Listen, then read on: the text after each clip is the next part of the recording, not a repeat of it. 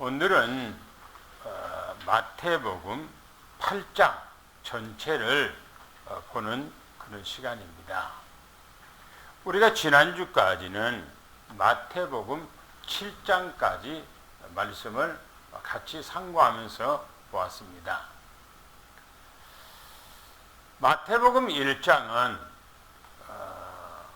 이 땅에 탄생하실 그분은 누구신가 하는 것이 마태복음 1장이라고 그랬어요. 그분은 전지전능하시는 창조주 여호와 하나님이시다 라고 하는 것이 마태복음 1장의 팩트입니다. 그런데 2장에는 그분이 실제적으로 사실적으로 이 땅에 탄생하셨다라고 하는 것이 2장이에요.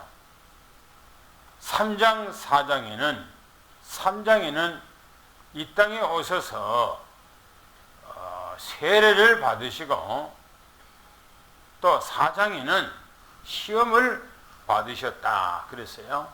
왜? 창조자 전지전능하신 주님께서 이 땅에 사람의 모습으로 오셨는데 그분이 세례 받아야 할 이유가 뭐며 시험을 받아야 할 이유가 어디가 있겠는가 하는 거예요. 그거는 성경에서 말하는 예수님은 둘째 아담으로 이 땅에 오셨기 때문에 세례를 받으시고 또 시험을 받으셔서 공생의 생활을 시작을 하신 겁니다. 5장, 6장, 7장에는 산상수훈이라고 해요.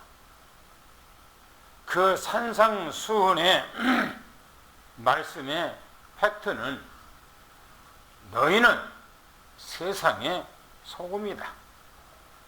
너희는 세상의 빛이다 라고 하는 말씀이에요.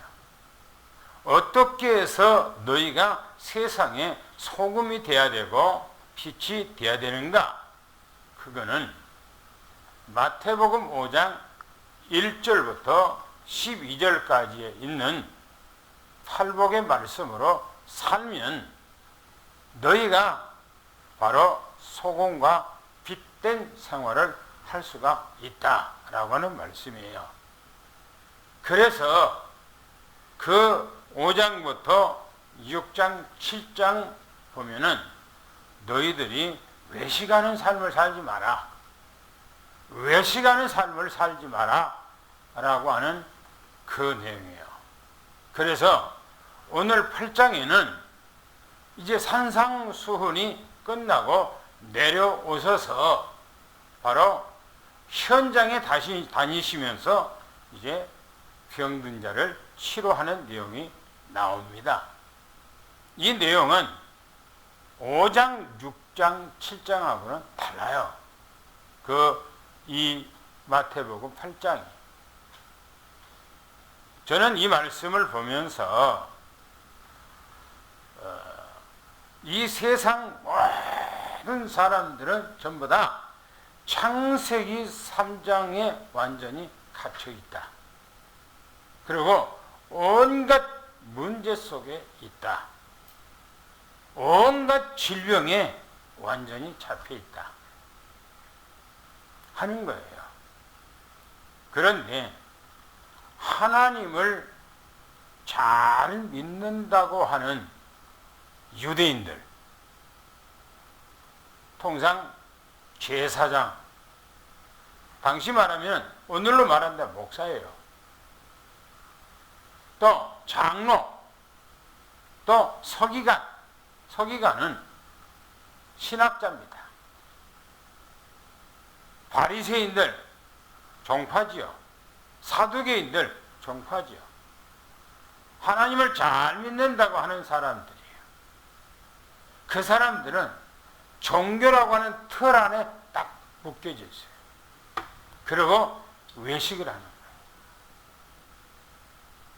세상 사람들은 다 죽어가고 있는데 병들어서 힘들어하는데 종교라고 하는 틀 안에 딱 잡혀 있어서 완전히 외식을 하고 있는 거예요. 오늘 본문에 들어가서 보면 그 내용들이 좀 드러나요. 한번 1절부터 4절까지를 한번 다시 한번 읽어보겠습니다. 시작. 예수께서 산에서 내려오시니 수많은 무리가 따르니라. 한 나병 환자가 나와 절하며 이르되 주여 원하시면 저를 깨끗하게 하실 수 있나이다 하거늘 예수께서 손을 내밀어 그에게 대시며 이르시되 내가 원하노니 깨끗함을 받으라 하시니 즉시 그의 나병이 깨끗하여진지라. 예수께서 이르시되 삼가 아무에게도 이르지 말고 다만 가서 제사장에게 내 몸을 보이고 모세가 명한 예물을 드려 그들에게 입증하라 하시니라. 예수님께서 산에서 지금 내려오신 거예요. 산상수훈 메시지, 마태복음 5장, 마태복음 6장, 마태복음 7장 산에서 메시지를 전가하고 내려오니까 수많은 사람들이 예수님을 따라오는 거예요. 이때에 문둥병자가 예수님 앞에 나와서 하는 얘기가 당신이 원하시면 내 병을 깨끗하게 하실 수가 있습니다 라고 하니까 예수님께서 내가 원하노니 깨끗함을 받으라. 그 즉시 그 나병 환자가 깨끗하게 치유가 된 거예요. 완벽하게 치유가 된 거예요. 나병은 열왕기 하 5장에 보면 나만 장군이 7번 물속에 들어갔다가 나오니까 여상이 온몸이 깨끗해졌더라라고 하는 그 몸처럼 그렇게 된 거예요. 예수님께서 이 나병 환자에게 제사장한테 가서 네 몸을 보이고 모세가 말한 그 예물을 하나님 앞에 드려서 너희가 치유가 된 것에 대해서 입증시켜라 라고 그렇게 말합니다. 왜냐하면 왜 제사장한테 보이라고 그랬을까요? 제사장은 당시에 판결권을 가지고 있어요. 이 사람이 나병 환자라면은 제사장이 격리를 시켜요. 백성들하고 식구들하고 못 있게 만들어요. 그래서 격리됐던 이 사람이 이제는 예수님 앞에 와서 치료받았다는 것을 확정시키기 위해서 제사장한테 네 몸을 보이라는 거예요. 그리고 하나님 앞에 가서 예물을 드리라. 그렇게 말한 겁니다. 지금 나병 환자가 어떤 상태였습니까? 이 사람은 병든 그런 몸이었지만은 창세기 3장의 문제 속에 있는 사람이었어요. 또 봅시다. 5절부터 13절까지 어떤 사건인가? 우리가 읽었던 말씀을 다시 한번 읽어보겠습니다. 시작. 예수께서 가버나움에 들어가시니 한 백부장이 나와 간구하여 이르되 주여 내 하인이 중풍병으로 집에 누워 몹시 괴로워하나이다. 이르시되 내가 가서 고쳐주리라. 백부장이 대답하여 이르되 주여 내 집에 들어오심을 나는 감당하지 못하겠사오니 다만 말씀으로만 하옵소서. 그러면 내 하인이 낫겠사옵나이다. 나도 남의 수하에 있는 사람이요 내 아래에도 군사가 있으니 이더러 가라 하면 가고 저더러 오라 하면 오고 내 정도로 이것을 하라 하면 하나이다. 예수께서 들으시고 놀랍게 여겨 따르는 자들에게 이르시되 내가 진실로 너희에게 이르노니 이스라엘 중 아무에게도 이만한 믿음을 보지 못하였노라. 또 너희에게 이르노니 동서로부터 많은 사람이 이르러 아브라함과 이삭과 야곱과 함께 천국에 앉으려니와 그 나라의 본 자손들은 바깥 어두운 데 쫓겨나 거기서 울며 이를 갈게 되리라. 예수께서 백부장에 이르시되 가라 내 믿음대로 될지어다 하시니 그 즉시 하인이 나으니라. 할렐루야. 저는 15장의 메시지를 여기 교회 와서 메시지를 치다가 이제 시간 돼서 올라왔는데 뭐냐면 대부분 사람들이 비교하잖아요. 너는 누구보다도 못하더라. 누구보다도 못하더라. 라고 그렇게 비교를 하잖아요. 예수님께서 오늘 본문에 보면은 그 비교를 하는 거예요. 뭐라 말합니까? 한 백부장이 이 가버나움이에요. 가버나움은 예루살렘 말고 저 갈릴리 지역에서도 아주 큰 도시예요. 거기가 갈릴리 지역의 수도처럼 그렇게 도시가 형성된 곳이에요. 예수님께서는 제2의 고향으로 이 가버나움에 계셨어요. 이 가버나움에 있으니까 바로 이 백부장이 찾아와서 예수님 앞에 요청합니다. 주여, 내 하인이 중풍병으로 집에서 너무나 괴로워하고 있습니다. 예수님께서 내가 가서 너희 집에 가서 고쳐주마 라고 하니까 이 하인이 이 백부장이 하는 얘기입니다. 내 집에 들어오심을 나는 감당할 수가 없습니다. 무슨 말이에요? 이 말 의미 속에서는 이 백부장이라는 사람은 유대인이 아니에요. 이방인이에요. 이 이방인 이 백부장이 예수님 앞에 내 집에 들어온 거 감당하지 못하겠다는 거예요. 당신은 창조자요, 전능자요, 하나님이라는 거예요. 이 말의 의미 속에서 어떻게 창조자가 내 집, 피조물의 집에 들어올 수가 있냐 하는 그런 의미가 담겨 있는 거예요. 하는 얘기입니다. 나도 수하에 있는 사람입니다. 내 위에 상관이 있습니다. 그리고 내 밑에도 하인들이 있습니다. 내가 오라 하면 오고, 내가 가라 하면 가고, 내가 이거 하라면 하고, 저거 하라면 합니다. 말씀만 하시옵소서. 그러면 내 하인이 낫겠습니다. 이 소리를 들은 주님께서는 깜짝 놀란 거예요. 뭐라고 말씀해요? 내가 이스라엘 나라에서도 이만한 믿음 못 봤다는 거예요. 이스라엘 나라 유대인은 어떤 사람들입니까? 오로지 예수님만, 오로지 하나님만 섬기는다고 하는 사람이에요. 어렸을 때부터 죽을 때까지 오직 하나님만 의지하고 섬긴다고 하는 사람이에요. 이 유대인들이. 그런데 제사장이고 장로들이고 서기관들이고 바리새인들이고 사두개인들이고 에세네파 이런 모든 사람들을 총칭해서 이만한 믿음, 이 백부장의 한 사람, 이 고백 같은 이런 믿음을 내가 보지 못했다, 발견하지 못했다는.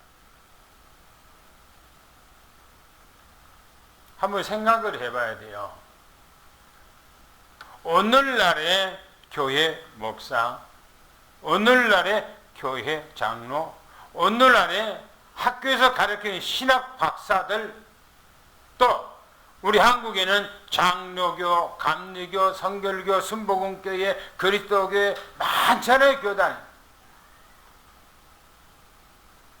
그런 믿음 가운데서 내가 이런 믿음을 못 봤다고 말을 하고 있잖아요, 주님께서. 그러면서 하는 얘기입니다. 동서로부터, 그 마지막 때를 지금 얘기하고 있는 거예요. 마지막 때 동서로부터 많은 사람이 이르러 아브라함의 자손 이삭, 야곱과 함께 천국에 앉으려니와, 이때에 하나님의 나라를 본 사람들은 바깥 어두운데, 그 말은요, 유대인들, 제사장, 장로, 서기관, 바리새인, 사두개인들, 너희들은, 그 말이에요, 너희들은 바깥 어두운데, 그 말은 그거 못 받는다, 그 말이에요. 그거 못 받네. 어두운 가운데 쫓겨나서 거기서 울며 이를 갈게 되리라 라고 그렇게 주님께서 결론적인 말을 합니다. 아니, 어렸을 때부터 죽을 때까지 오로지 하나님을 섬긴다고 하는 사람들에게 주님께서 하신 얘기예요. 신앙생활을 어떻게 해야 옳으냐 하는 거예요. 예수 그리스도를 배척하고 예수 그리스도를 믿지 않는 죄가 이 세상에서 가장 크다고 하는 거예요. 가장 큰 죄. 물론 윤리적이고 도덕적이고 사회에서 죄를 짓는 것도 큰 죄입니다. 지탄받아야 마땅한 죄예요. 그러나 더 큰 죄가 뭐냐? 예수가 그리스도라는 사실을 안 믿는 죄보다 더 큰 죄가 없는 거예요. 예수님께서 네 믿음대로 되라니까 그 즉시 이 중풍병자가 집에 있는데 치유가 됐다고. 완치가 되어버린 거예요. 누굽니까? 예수님이 누구십니까? 전지전능하신 창조주 하나님이십니다. 또 보겠습니다. 14절, 22절을 한번 보겠습니다. 뭐라고 말씀하고 있는가요? 시작. 예수께서 베드로의 집에 들어가사 그의 장모가 열병으로 앓아 누운 것을 보시고 그의 손을 만지시니 열병이 떠나가고 여인이 일어나서 예수께 수종들더라. 저물매 사람들이 귀신 들린 자를 많이 데리고 예수께 오거늘 예수께서 말씀으로 귀신들을 쫓아내시고 병든 자를 다 고치시니 이는 선지자 이사야를 통하여 하신 말씀에 우리의 연약한 것을 친히 담당하시고 병을 짊어지셨도다 함을 이루려 하심이더라. 예수께서 무리를 자기를 애워싸는 것을 보시고 건너편으로 가기를 명하시니라. 한 서기관이 나와 예수께 이르되 선생님이여 어디로 가시든지 저는 따르리이다. 예수께서 이르시되 여우도 굴이 있고 공중의 새도 거처가 있으되 인자는 머리 둘 곳이 없다 하시더라. 제자 중에 또 한 사람이 이르되 주여 내가 먼저 가서 내 아버지를 장사하게 허락하옵소서. 예수께서 이르시되 죽은 자들이 그들의 죽은 자들을 장사하게 하고 너는 나를 따르라 하시니라. 무슨 말씀이죠? 두 가지 사건을 지금 묶어놓은 거예요. 14절, 17절에 베드로 집에 예수님께서 들어가셨어요. 가서 보니까 베드로 장모가 열병으로 누워 있었다 그랬어요. 아마 지금으로 말하면 감기, 독감에 걸렸겠죠. 열병에 누웠기 때문에. 저는 어렸을 때에 보면은 우리 어머님이 독감을 한번 걸리면은 사경을 헤매시더라고요. 못 일어나셔요. 그냥 이불 쓰고 누워 있어요. 너무너무나 고통스러워. 그리고 며칠 동안 알아 누우시면 일어나서 자기 몸을 보고 살 많이 빠졌다. 그런 얘기를 하시는 것을 아프고 일어날 때마다 저희 어머님께서 하시는 얘기를 들었거든요. 오늘 이 본문에 보면 베드로 장모가 열병으로 누워 있었다고 그랬어요. 근데 예수님께서 다른 거 한 거 아니고 들어가서 베드로 장모의 손을 그냥 만지니까 그 열병이 떠나갔어요. 그 여인이 일어나서 예수님께 수종들더라. 그렇게 말해요. 날이 저으니까 사람들이 많은 막 귀신 들린 자, 각종 병든 자들을 데리고 와서 예수님 앞에 다 치료를 해줬어요. 그러니까 뭐랍니까? 이사야 선지자가 말씀한 것처럼 우리 연약한 것을 담당하시고 우리 질병을 치셨도다 라고 말씀하시는 것이 이루어졌다는 거예요. 우리는 예수님께서 우리 모든 문제를 다 해결했어요. 할렐루야. 우리 질병도 예수님 앞에 내놓고 기도하시기를 축원합니다. 그러면 주님께서 해결해 줘요. 이 세상은 병동이에요. 병동. 병원이 얼마나 많은지 몰라요. 대전만 해도 막 병원이 막 어마어마해요. 근데 가는 곳마다 사람들이 많아요. 뭔 말입니까? 이 세상 자체가 병동이에요. 병동. 병이 없는 사람이 없어요. 다 병이 있어요. 저도 병이 한두 가지가 아니에요. 그런데 크게 그게 뭐 죽을 병이 아니기 때문에 걸어다니고 사역하고 하는 거지. 이 땅에서 문제 어디서 해결합니까? 종교를 해결합니까? 아니잖아요. 오늘 현장에 보면 바리새인들은 다 외식하는 자요.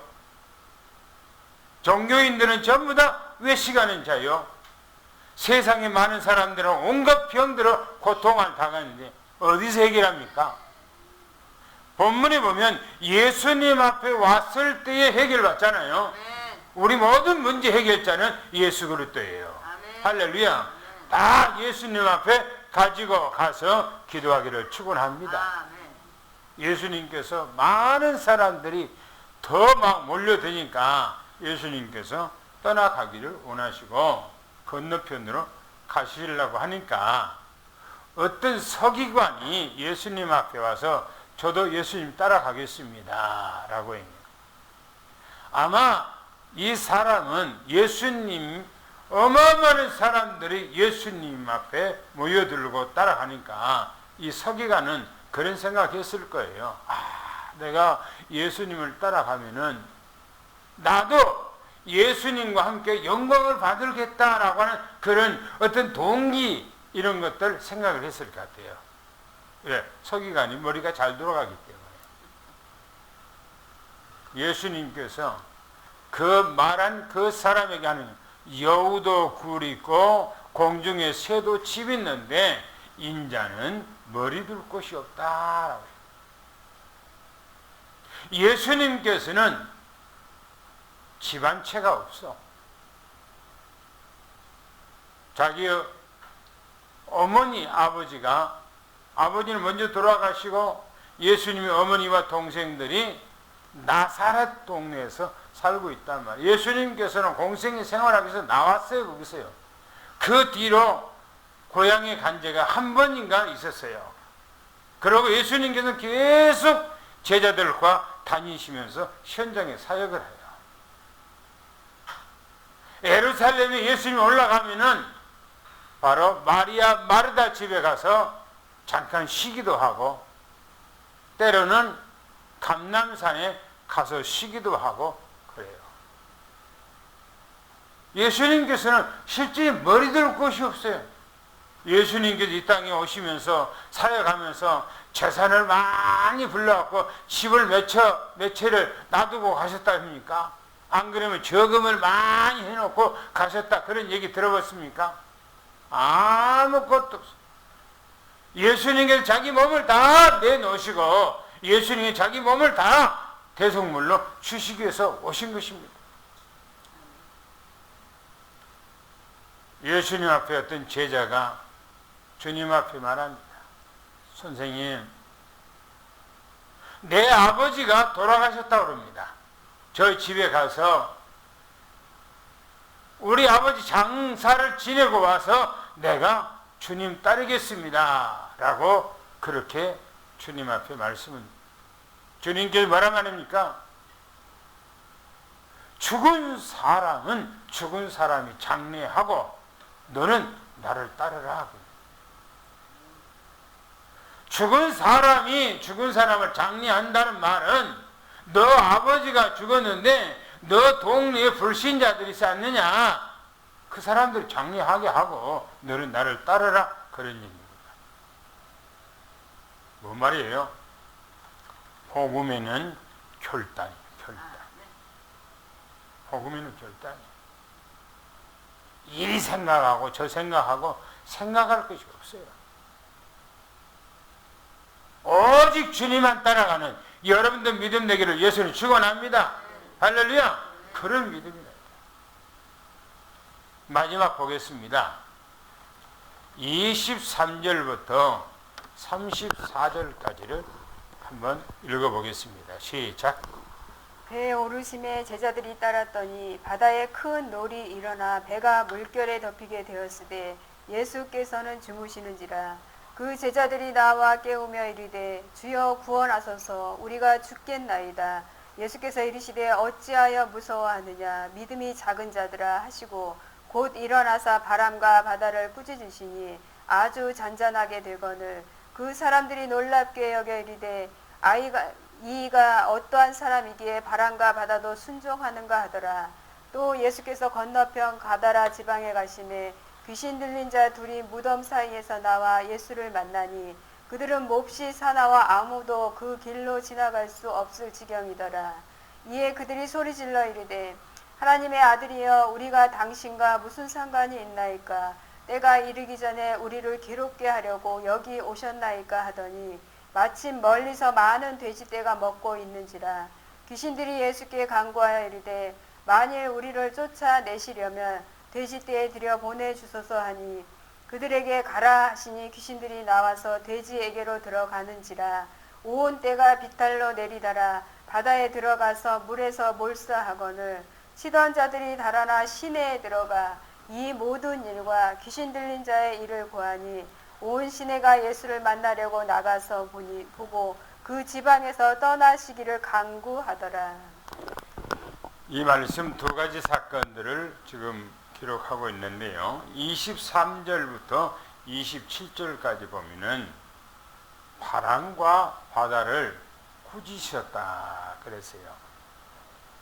예수님께서는 지금 기적, 이적, 표적 많은 병든 자를 고쳐주시고 지금 배를 타고 건너편으로 가기를 원하는 거예요. 지금 가고 있어요. 그런데 예수님께서 너무너무나 피곤하신 거예요. 그래서 배 위에서 예수님께서 주무시는 거예요. 그런데 조금 가다 보니까 바람이 불고 파도가 치는데 그 물결이 장난이 아니에요. 배가 지금 파선이 돼서 뒤집어집을 지경이고 배에 막 물이 막 튀어 올라온단 말이에요. 뭐 그 당시에 예수님께서 갈릴리라고 하는 호수가 뭐 크지만은 얼마나 큰 배였겠습니까? 제자들이 그 환경을 겪으면서 다급하게 주님을 부르는 거예요. 주여! 부르면서 하는 얘기요. 우리를 구원하소서 우리가 죽게 되었나이다. 라고. 우리 믿음이 꼭 제자들 같은 이런 믿음이에요. 이런 믿음이에요. 주님이 어디가 계십니까? 주님이 어디가 계세요? 마음속에 계시죠? 동행하죠? 365일 동안 내 평생 함께 하시죠? 그죠? 근데 조금 어려움이 있으면 주님 앞에 어떻게 합니까? 살려달라고 막 금식도 하고 막 울고 불고 막 그러지 않습니까? 그렇죠? 배가 뒤집어지면 예수님도 뒤집어지고 제자들도 다 뒤집어져요. 그런데 예수님께서는 그 파도가 치고 바람이 거세게 불며 물결이 쳐서 물이 막 쳐 올라오는 그걸 예수님이 모르시겠습니까? 아셔요, 예수님께서. 그러나 예수님은 마음에 평안하게 죽으시는 거예요. 여러분이 우리 삶 속에 어떤 문제 오더라도 주님 앞에 평안한 마음을 갖는 거예요.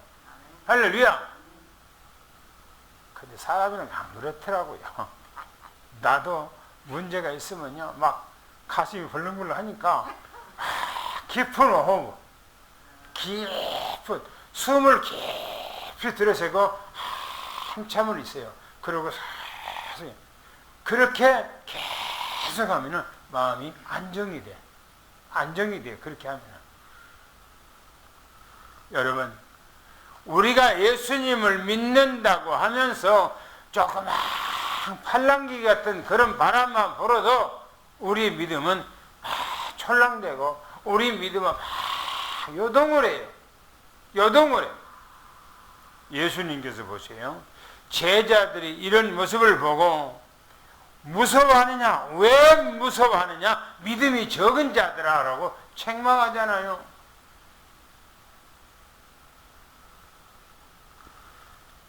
우리 삶 속에 누가 무슨 말을 하고 어떤 상황이 전개되더라도 하나님 앞에 가지고 가서 엎드려서 기도하면 끝나는 거예요. 곧 일어나 예수님께서 바람을 꾸짖으시고 바다를 꾸짖으셨다고 했어요. 그러니까 곧 잔잔하게 되었다. 그렇게 말씀합니다. 주님은 누구시라는 얘기예요? 창조자예요. 전능자예요. 여호와 하나님이셔요. 그분이 이 땅에 사람의 모습으로 오신 거예요.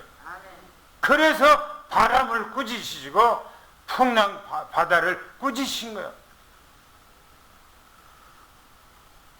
또 보세요.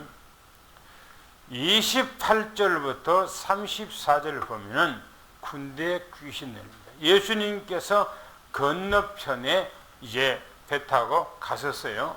가다라 지방으로 가시니까 바로 그곳에 군대 귀신 들린 자가 있는 거예요. 근데 이 군대 귀신 들린 자가 무덤 사이에 있는데 사람들이 무서워서 그 길로 가지를 못하고 접근을 못한 거예요. 무서워서. 여러분 귀신 들린 자 체험해봤습니까? 저는 어렸을 때부터 봤어요. 왜? 바로 우리 집 뒤에 있는 분이 귀신 들렸어요. 동네 사람들이 들고 일어나서 그 여자분을 잡으려고 해도 못 잡더라고요. 무서워서요. 얼마나 막 돌아다니는지 마을 사람들이요. 소나무 막 두꺼운 것을 갖고요. 뭐 묶어냈는데도 풀어버려요. 목 접근을 못해. 그러고 비가 올라오고 그러면 날구지 하려고 그러면 날구지라고 그래. 비가 올라오면 논두렁에 막 그냥 춤을 추고 돌아다니면서 막 무슨 소리를 해요. 저는 어렸을 때부터 그걸 보았어요. 보세요. 무덤 사이에 나와서 얼마나 사람들을 괴롭혔는지 무서워서 사람들이 접근을 하지 못해요. 그런데 이 귀신이 예수님을 목격하고 하는 얘기입니다. 하나님의 아들이여 때가 이르기 전에 오셨습니까? 그랬어요. 때가 이르기 전에, 때라고 하는 말은 예수님께서 이 땅에 재림을 지금 얘기하는 거예요. 재림. 재림하면은 이 사단 마귀 귀신들을 다 묶여서 완전히 지옥에다가 쳐넣게 돼 있어요. 그 뒤로는 사단 마귀가 없는 거예요. 근데 그 시간표를 알고 있어 귀신이. 그래서 때가 이르기 전에 오셨습니까? 라고 그렇게 이 귀신이 말하는 거예요. 그러면서 예수님 앞에 간구하기를 만일 나를 이 사람에서 쫓아내려시거든 저 돼지떼에다 나를 넣어주옵소서. 거리 가게 해주옵소서. 그러니까요 예수님께서 가라라고 명령하니까 그 사람 속에서 군대 귀신이 나와서 그 돼지떼 속에 들어가니까 그 돼지떼들이 전부 다 갑자기 귀신들이 들어가니까 빌탈로 내려가서 물에 빠져서 다 죽었다. 그런데 이 귀신, 이 돼지가 몇천 마리라고 그래요. 이 광경, 돼지를 지키고 돼지떼를 치던 사람들이 이 돼지가 갑자기 몰사는 걸 보고 마을로 뛰어들어가서 이 사실을 얘기를 해요. 그러니까 마을 사람들이 예수님을 보려고 나갔어요.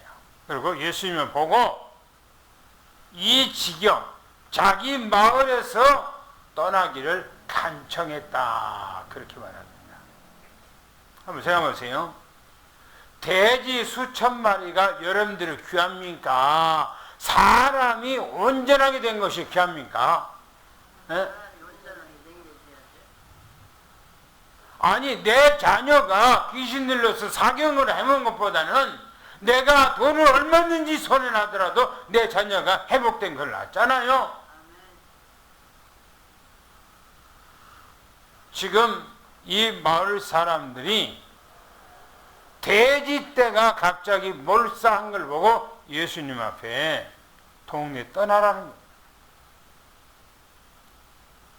우리의 신앙들이 때로 그래요. 하나님을 잘 믿는다고, 평소에는 평안할 때는 하나님을 잘 믿는다고 그래. 그런데 조금 손해가 나고 어려움을 당하면 왜 내가 이러지? 내가 하나님 믿는데 내가 왜 이 어려움을 당해?